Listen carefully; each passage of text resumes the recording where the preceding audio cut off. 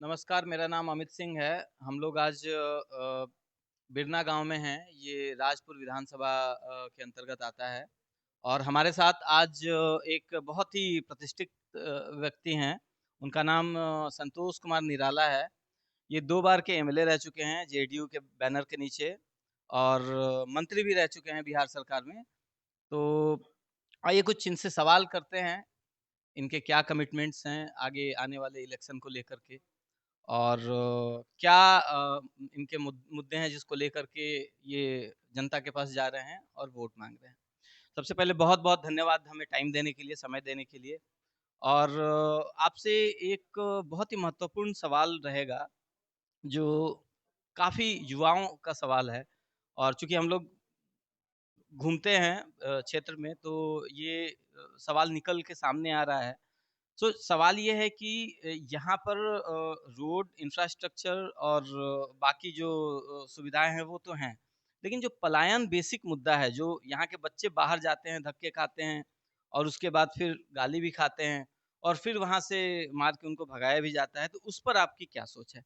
और क्या कमिटमेंट्स लेकर के हम मतलब आप जनता के बीच में जा रहे हैं? देखिए, आज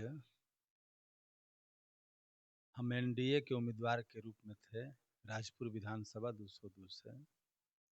और आज मतदान हुआ और मतदान में अभी हम लोग क्षेत्र में भ्रमण कर रहे हैं और उस कड़ी में हर बूथों से जो जन समर्थन मिल रहा है, जो रुझान मिल रहा है, हमारे एनडीए के कार्यकर्ताओं के तरफ से, आम मतदाता मालिकों के तरफ से, तो सबसे पहले तो हम बधाई देना चाहेंगे हृदय से कि काफ़ी जन समर्थन मिला है और हम लोग चुनाव को लीडिंग कर रहे हैं। दूसरी बात, आपने बिहार के मुद्दे पर सवाल किया। ये मुद्दा बिहार का है। पलायन की बात हो या रोजगार की बात हो, ये सरकार के स्तर पर बिहार राज्य का मुद्दा है। तो अगर बिहार राज्य का मुद्दा है तो निश्चित तौर पर मेरे विधानसभा का भी मुद्दा होगा।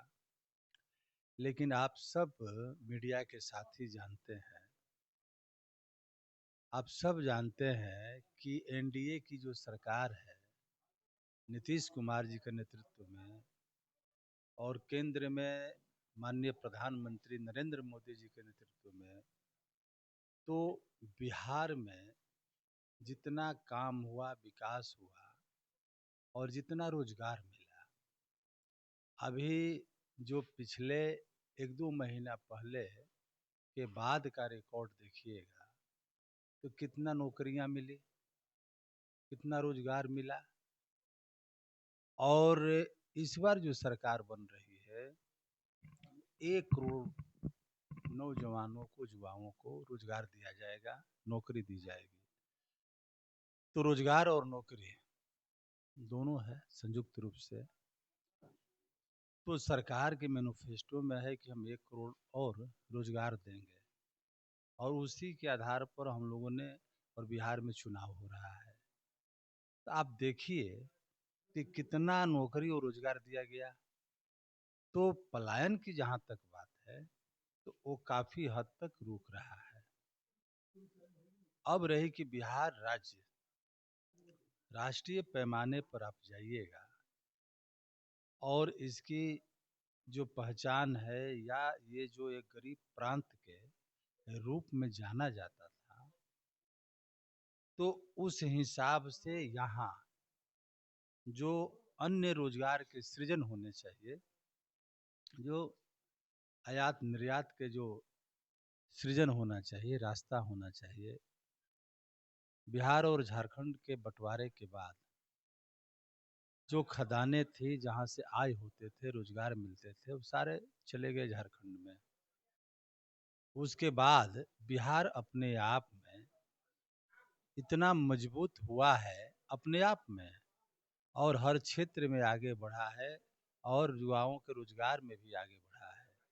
अब देखिए कि खेल के क्षेत्र में जो हमारे युवा नौजवान हैं, कई प्रकार के खेल में उनकी रुचि है। तो खिलाड़ियों को प्रोत्साहित किया जाता है नौकरी देकर। तो ये मात्र इस राज्य में है, तो उसमें भी रोजगार मिल रहा है और खेल का प्रोत्साहित हो रहा है, खेल के प्रति लोगों का रुझान बढ़ रहा है। तो इस प्रकार से रोजगार के सृजन हुए हैं। आप देखिएगा कि हम लोग के समय में जब हम लोग मैट्रिक इंटर पढ़ते थे, तो इधर के इलाके के बक्सर जिला के लोग, राजपुर विधानसभा के लोग, पॉलिटेक्निक करना होता था, इंजीनियरिंग करना होता था, या मेडिकल की पढ़ाई पढ़नी है, या अन्य टेक्निकल कोर्स करना है, तो वो लोग बाहर जाते थे।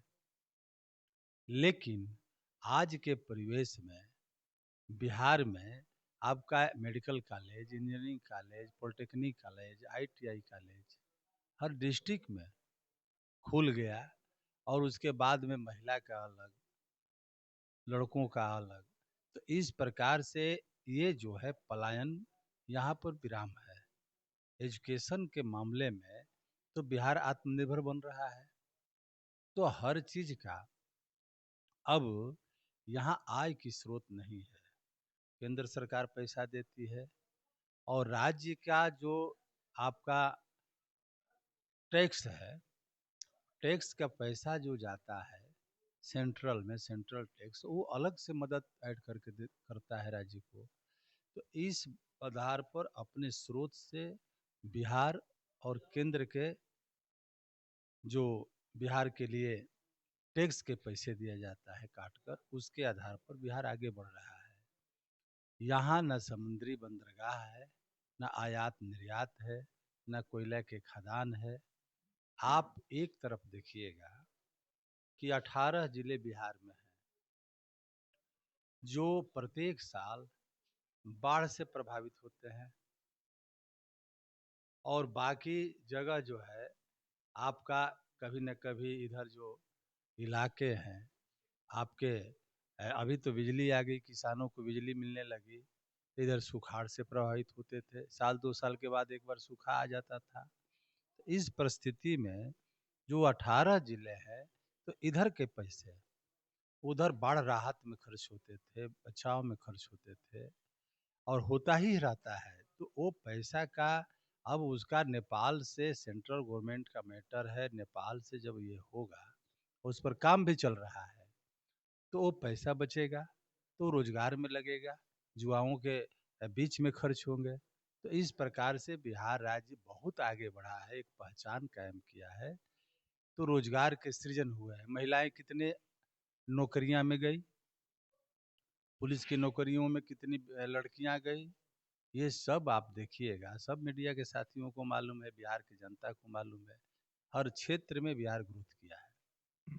ठीक है, तो आपने जो बात बताई कि यहाँ पर नौकरियाँ तो मिल रही हैं और लोगों को रोज़गार का साधन भी मिल रहा है। लेकिन क्या इस बात में सच्चाई नहीं है कि सरकारी नौकरियाँ बहुत सीमित हैं? और इन सीमित नौकरियों के अलावा क्या यहाँ पर इंफ्रास्ट्रक्चर की डिमांड नहीं होनी चाहिए? क्या यहाँ पर इंडस्ट्रीज़ की डिमांड नहीं होनी चाहिए? क्या यहाँ पर इंडस्ट्रीज़ डेवलप नहीं होने चाहिए? क्या यहाँ पर रोज़गार के लिए बाहर से जो कंपनियाँ दूसरे स्टेट्स में इन्वेस्ट कर रही हैं, उनको यहाँ पर बुलावा नहीं देना चाहिए ताकि वो यहाँ आके इन्वेस्ट करें और यहाँ का जो आर्थिक संतुलन हो वो स्ट्रॉन्ग हो। उसके उसके अलावा एक जी, जी। बयान देते हैं, देखिए, जो घरों तक बिजली आ गई, हर गांव में बिजली आ गई, तो बिजली से रोजगार का सृजन हुआ है। छोटे छोटे जो कुटीर उद्योग है, छोटी छोटी कंपनियां हैं, वो हर क्षेत्र में बिहार में काम कर रही है, और उस पर सब्सिडी सरकार दे रही है।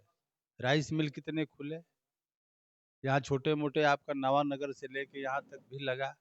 अब रही बात कि जब बिजली आई, बिजली से कई प्रकार के विकास के काम होंगे, तो लोग, मुख्यमंत्री उद्यमी योजना के तहत लोग 10 लाख रुपया दिया गया, वो भी बिजली मिल गई, वो भी अपना कुटीर उद्योग लगा कर ये कर रहे हैं।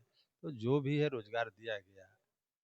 तो इस आधार पर अब बड़ी बड़ी कंपनियां, तो हम तो पहले ही बताए कि भाई बहुत सारे लोग आए और आ भी रहे हैं, तो इस पर सरकार काम कर रही है। जी, इसके अलावा एक एक क्वेश्चन और है सर, एक क्वेश्चन केवल 2 मिनट का हमारे गाँव के लिए, ये हमारे क्षेत्र के लिए है, क्योंकि अभी तक जो सवाल हुए हैं वो बिहार के लिए सवाल हुए हैं। अभी ये बिरना गाँव है, यहाँ का जो रोड है वो टूटा हुआ है, उसकी मरम्मत करने की ज़रूरत है। यहाँ पर जो पोखरा हैं, जो तालाब हैं, उनके जो किनारे हैं वो टूटे हुए हैं, उसको मरम्मत करने की ज़रूरत है, तो उस पर क्या फ़ोकस रहेगा? इसके साथ एक और सवाल ऐड कर देता हूँ स्टेट के लिए, बिहार के लिए। क्या इस चुनाव के बाद आपकी सरकार जेडीयू, जो एनडीए गठबंधन की सरकार बनेगी अगर जीत हुई तो क्या ये जो शराबबंदी है उसको फिर से लागू किया जाएगा?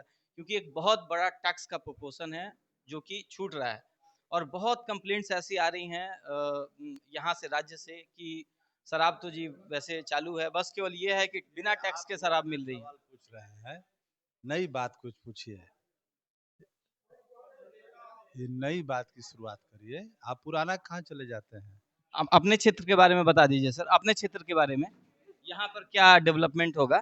निश्चित तौर पर ये जो गांव है बिरना, ये हृदय में है और रोड पर हम लोगों ने काम किया है। आगे जो भी काम होगा इसको हम लोग करेंगे। बहुत बहुत धन्यवाद। Thank you.